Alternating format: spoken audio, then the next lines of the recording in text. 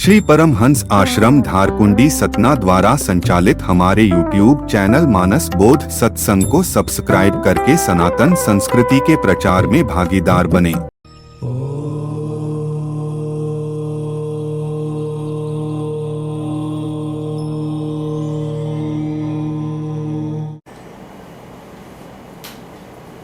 तो मन को, अंतःकरण को, इंद्रियों को क्लोज करो,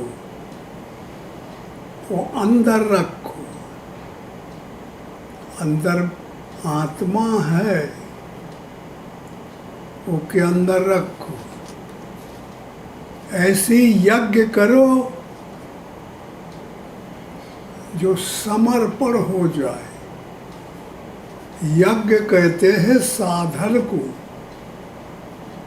यज्ञ कहते हैं समर्पण को।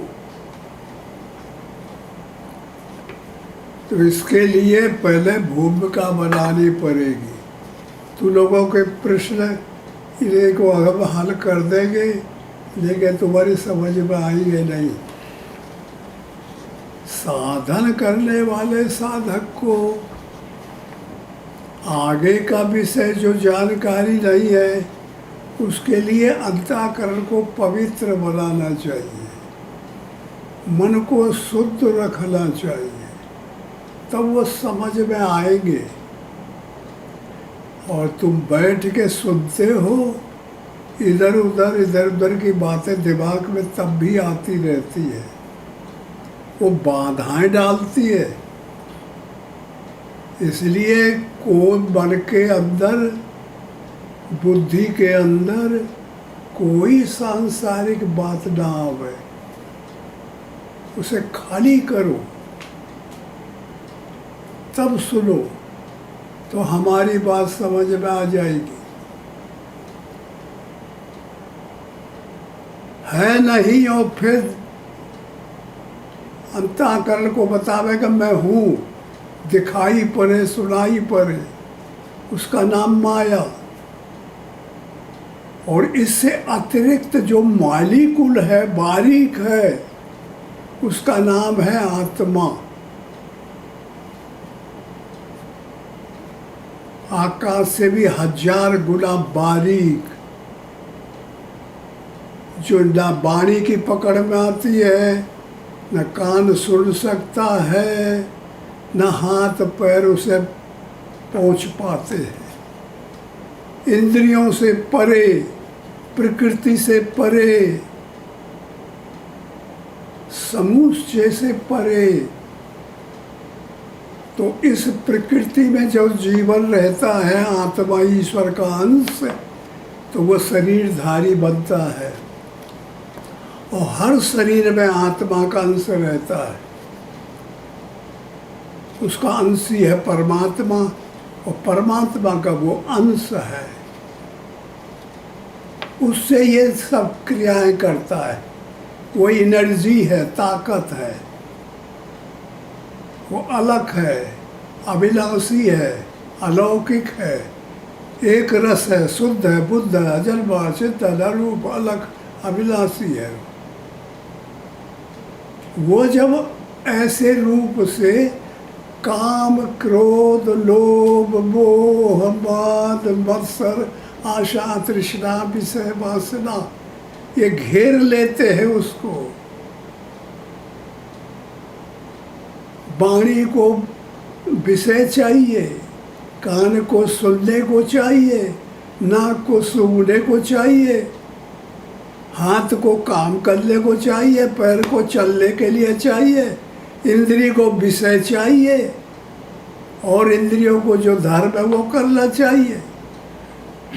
और ये इंद्रिय काहे के लिए बने?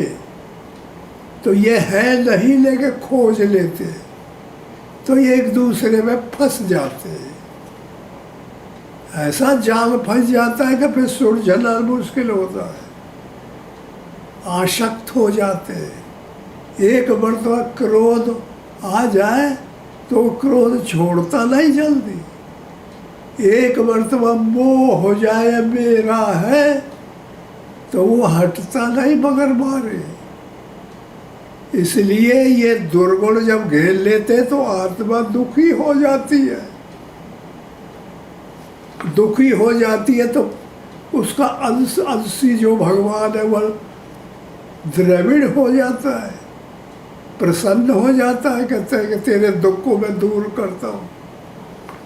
तो वो प्रेरित करता है, तो फिर घरों से आदमी मोह माया से निकल के भागता है, अनुराग आ जाता है अंदर कि मैं भजन करूँगा, मुझे नहीं माता पिता के पास रहना है, मुझे नहीं स्त्री के पास रहना है, मुझे बच्चे लड़के के पास नहीं रहना है, मैं भगवान का पास जाऊँगा। जब ऐसा कर लेता है तो फिर ये तू लोग बैठे हुए ऐसे बन के आ जाते हैं, धारकुड़ी दिखाती है।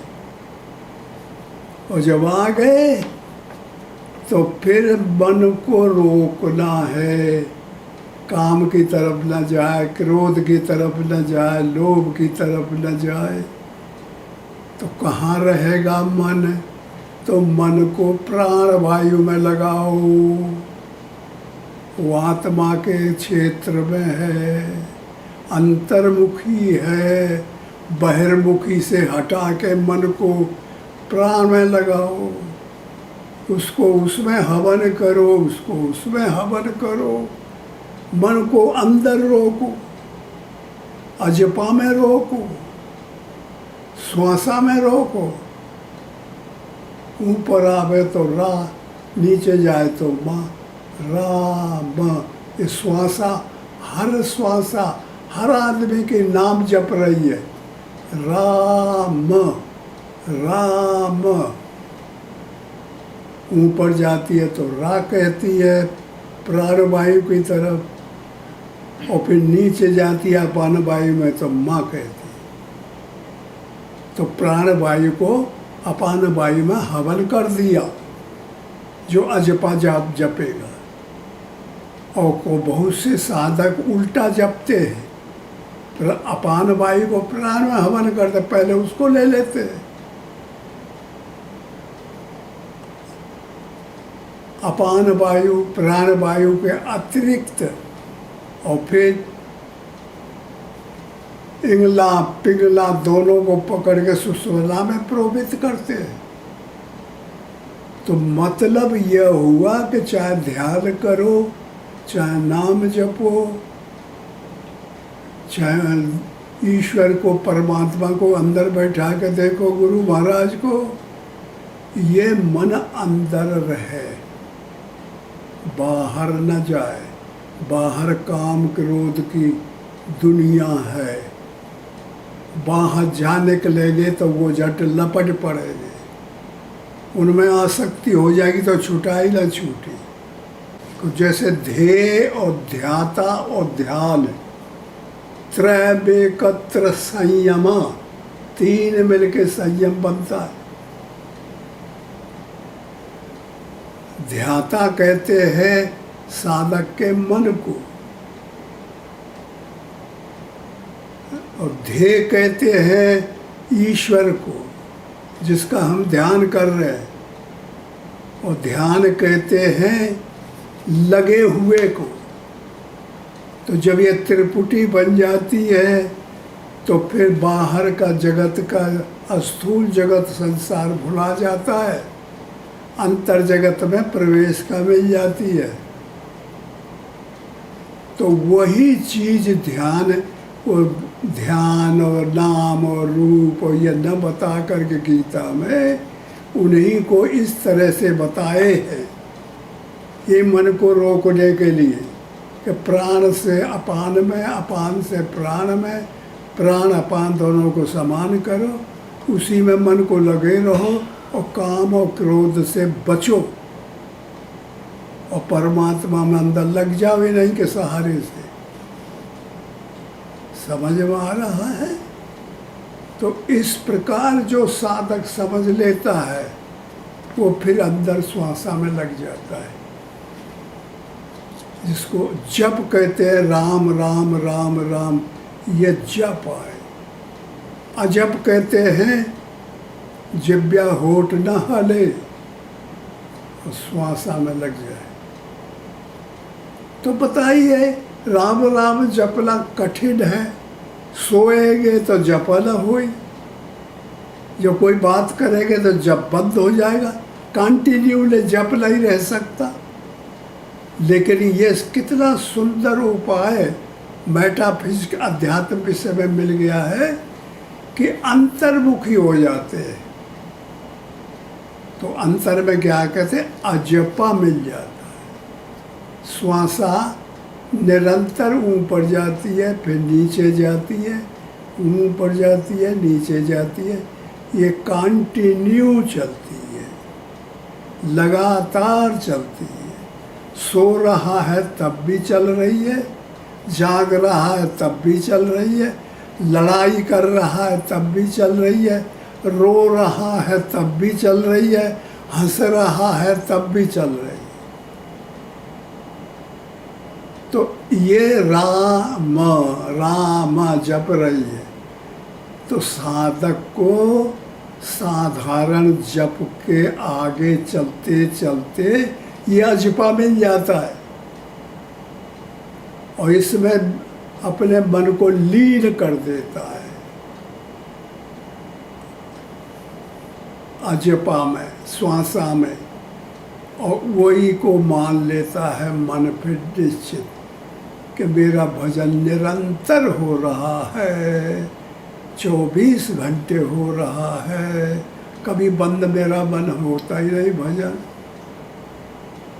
इसका नाम है अजपा। जपा ना जाए उसका नाम है अजपा, और जो जपा जाए उसका नाम है जप। क्लियर होता जा रहा है अलग अलग, तब समझ में आएगा। जिनके समझ में पहले से नहीं है वो कठिन पड़ जाएगा।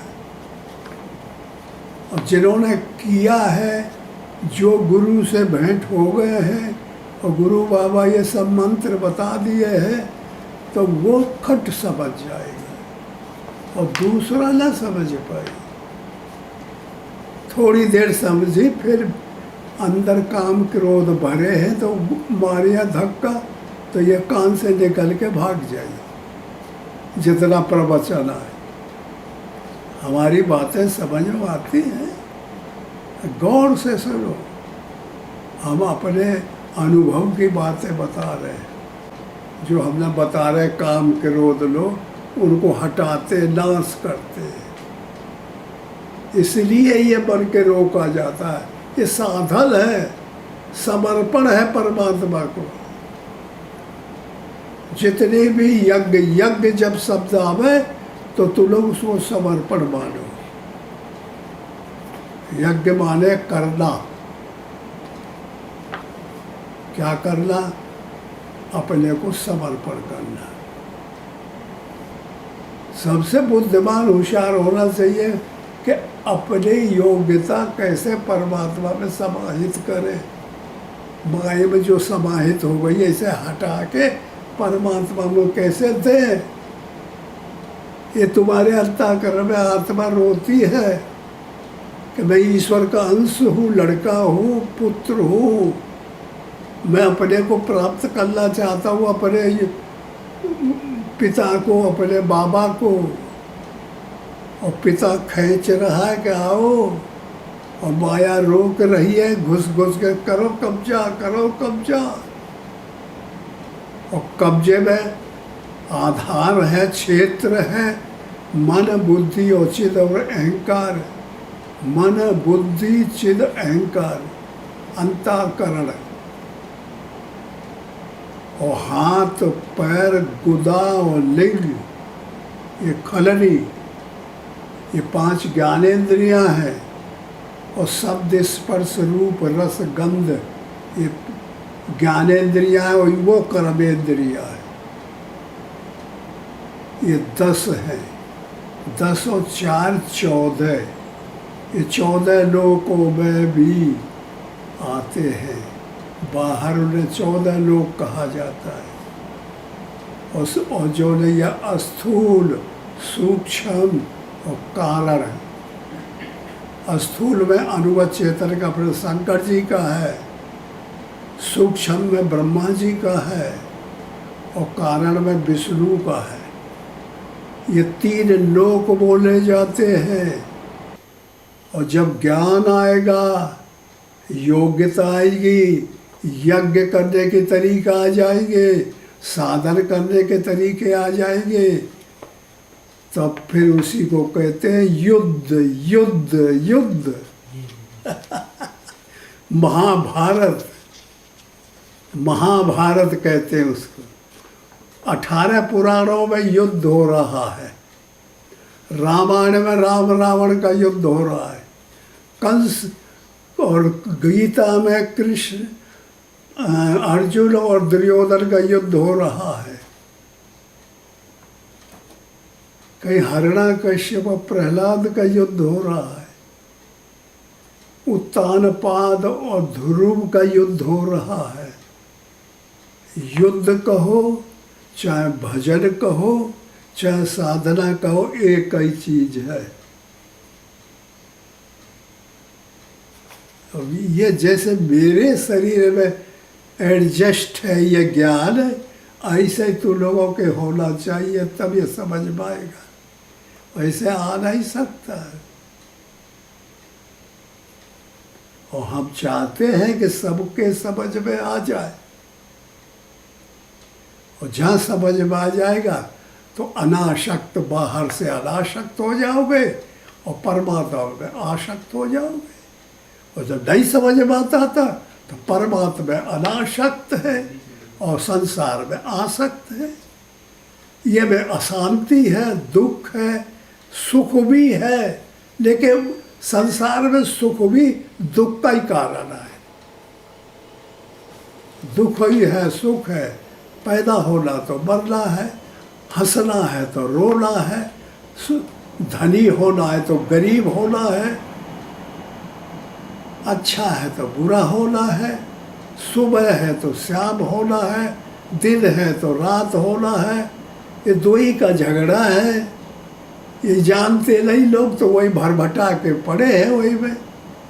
और जब परमात्मा की प्रेरणा हो जाए, करुणा हो जाए, तो फिर अंदर का आना चाहिए।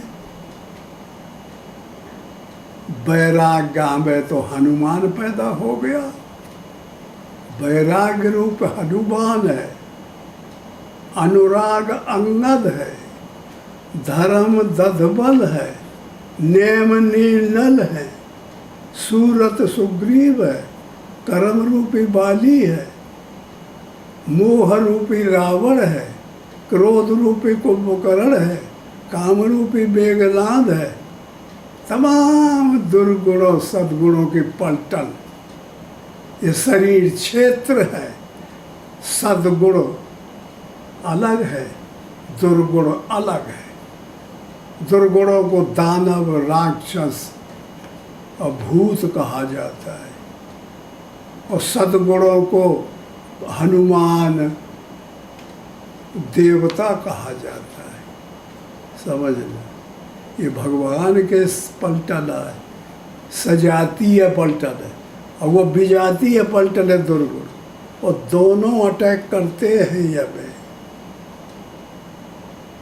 परमात्मा का दल आ जाएगा, हनुमान, अंगद, सुग्रीव, तो फिर शांति मिलेगी, आनंद मिलेगा, खुशी हो जाएगी। कोई कल्पना नहीं करनी पड़ेगी, कभी कोई चीज़ मांगना नहीं पड़ेगा, अपने से ऑटोमेटिक सब मिलता जाएगा। और जो माया में फंस गया आदमी, तो फिर करत करत बढ़ जाएगा, लेकिन कभी उसकी कल्पनाएं पूरी नहीं होगी। पैसा ज़्यादा कमा लेगा, लेकिन कलह अंदर बनी है। पैसा रोक नहीं सकता कलह को। दुख बना हुआ है, चिंता बनी हुई है।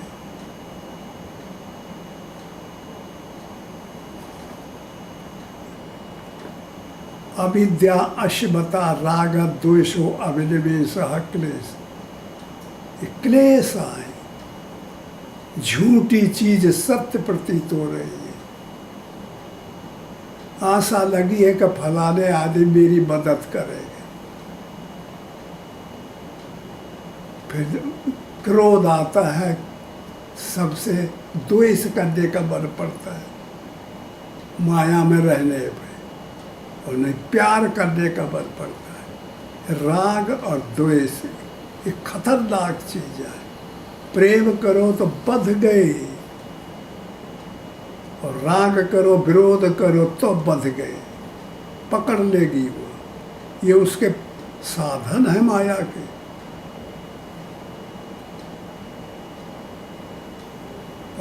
और परिणाम मरण भय।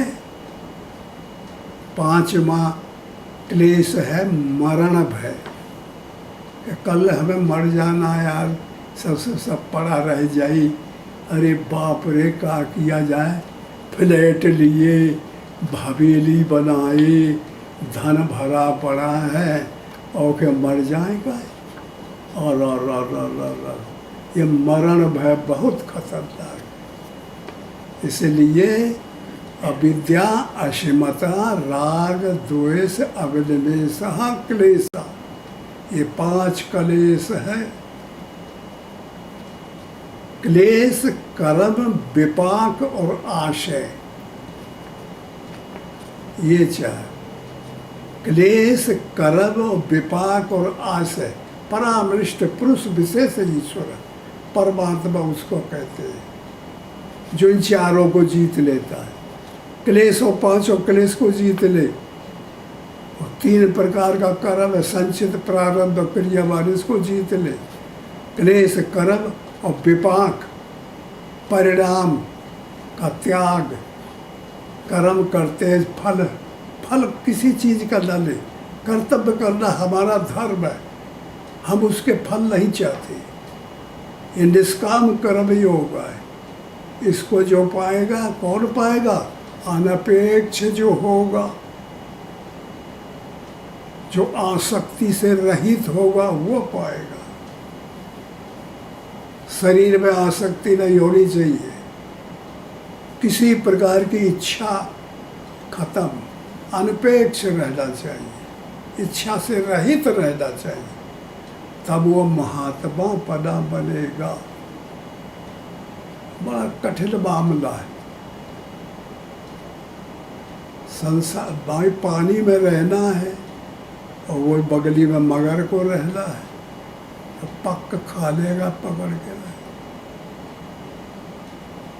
यही शरीर में रहना है, सजातीय भावनाओं को लेके, परमात्मा को लेके, माया के जन्म निहारे का नहीं है।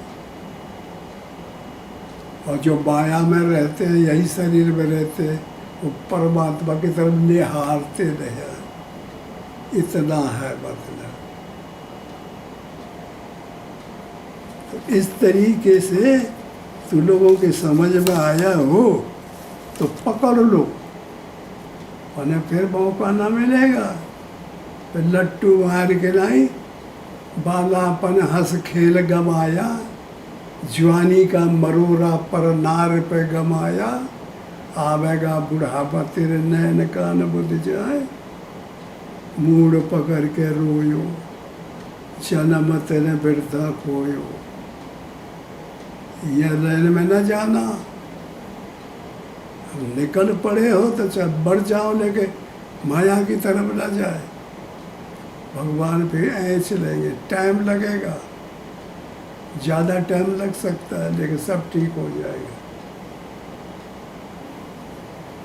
ओम हरिओम हरिओम। ओम श्री सद्गुरुदेव भगवान